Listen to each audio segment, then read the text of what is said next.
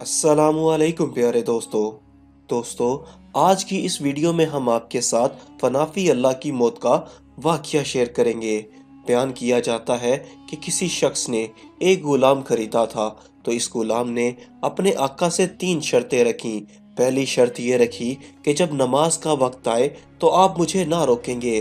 دوسری یہ رکھی کہ آپ مجھ سے صرف دن میں خدمت لے سکیں گے مگر رات کو مجھ پر یہ پابندی نہ ہوگی۔ پھر تیسری شرط یہ رکھی کہ میرے رہنے کے لیے کوئی ایسا کمرہ عنایت فرمائیں گے جو میرا پسندیدہ ہو اور دوسرے شخص کو اس میں آنے کی اجازت نہ ہوگی۔ چنانچہ آقا نے غلام کی تینوں شرطیں منظور کر لیں اور غلام کو حکم دیا کہ جا کر محل میں اپنی پسند کا کمرہ دیکھ لو، جس میں ہر کمرہ ایک سے ایک بہتر ساز و سامان کے ساتھ آراستہ تھا۔ بس غلام نے تمام کمروں کو دیکھ بھال کر اپنے لیے ایک ویران کمرے کا انتخاب کیا۔ اس پر آقا نے دریافت کیا کہ آخر تم نے یہ ویران کمرہ کیوں پسند کیا؟ کمرے تو اور بھی بہت سارے ہیں۔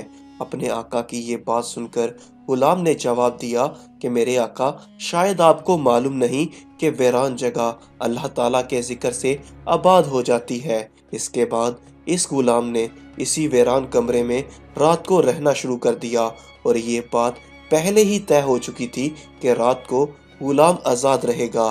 جب غلام کو اپنے پسندیدہ آزاد کمرے میں رہتے ہوئے کچھ عرصہ گزر گیا تو اس کے آقا نے ایک دن رات کو بزم احباب منعقد کی اور نصف شب کے بعد جب دوست احباب رخصت ہو گئے تو مالک مکان چہل قدمی کرتا ہوا غلام کے کمرے کی جانب جا نکلا۔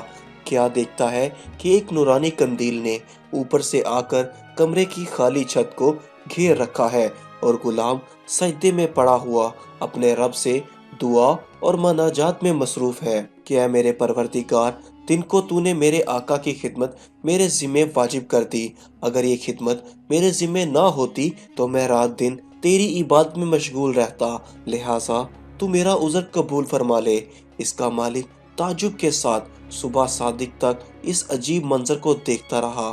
چنانچہ صبح ہوتے ہی وہ نورانی قندیل آسمان پر چلی گئی اور چھت بند ہو گئی۔ مالک نے اپنی بیوی سے اس کا تذکرہ کیا اور دوسرے روز وہ مالک اور اس کی بیوی دونوں اس منظر کو دیکھنے گئے تو اس شب میں بھی بالکل وہی منظر دیکھا جو پہلی شب میں مالک دیکھ چکا تھا۔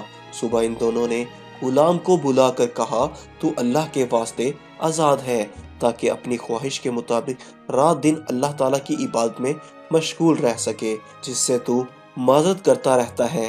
اسی کے ساتھ اور اس کے مالک اور اس کی بیوی نے غلام سے اس کی ان کرامتوں کا ذکر کیا جو رات کو وہ دونوں دیکھ چکے تھے۔ بس اب کیا تھا، جب غلام کو معلوم ہوا کہ ان پر اس کا پردہ فاش ہو چکا ہے تو اس نے اسی وقت دربار الہی میں ہاتھ اٹھا کر دعا کی، اے میرے پروردگار، میں نے تجھ سے دعا کی تھی کہ میرا راز کسی پر نہ کھولیو، مگر اب جب کہ میرا بھید دوسروں پر ظاہر ہو گیا ہے جس کو میں مخفی رکھنا چاہتا تھا، تو مجھ کو اپنے پاس بلا لے۔ چنانچہ اسی وقت اس کی روح پرواز کر گئی اور وہ اپنے خالق حقیقی سے جا ملا۔ اللہ تعالیٰ سے دعا ہے کہ اللہ پاک اس کی مغفرت فرمائے اور اس کے درجات کو بلند فرمائے، آمین۔ تو دوستو، آج کی اس ویڈیو سے ہمیں یہ سبق ملتا ہے کہ حضور صلی اللہ علیہ وآلہ وسلم نے سچ فرمایا ہے کہ جو اللہ کا ہو جاتا ہے اللہ اس کا ہو جاتا ہے۔ دیکھیے اس عالم فنافی اللہ کی دعا کس طرح ہاتھوں ہاتھ درجہ قبولیت کو پہنچ گئی۔ اللہ تعالیٰ ہمیں بھی اس واقعے سے سبق حاصل کرنے کی توفیق عطا فرمائے، آمین۔ ملتے ہیں اگلی ویڈیو میں، تب تک کے لیے اللہ حافظ۔